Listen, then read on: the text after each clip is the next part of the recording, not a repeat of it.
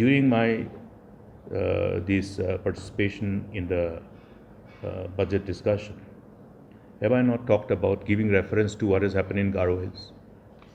Even when I tabled that resolution, the people who, on behalf of the people, were articulating the issues, trying to draw the attention of the government, and resulted in some chaotic situation because of however way the things was handled by the district administration, where Chief Minister himself was there, and fallout was what? Fallout, then ultimate, that jerk, the reaction from the government side was what?